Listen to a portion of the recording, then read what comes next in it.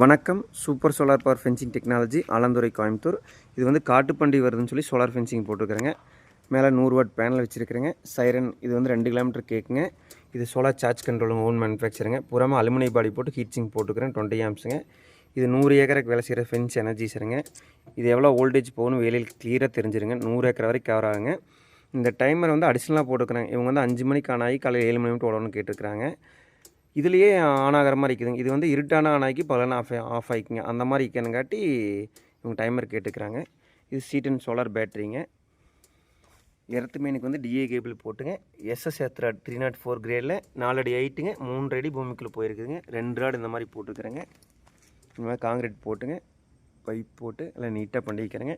இந்த total setup வந்து night மட்டும் ஓடுறதுக்கு 100 ஏக்கரை கவர் ஆகுங்க.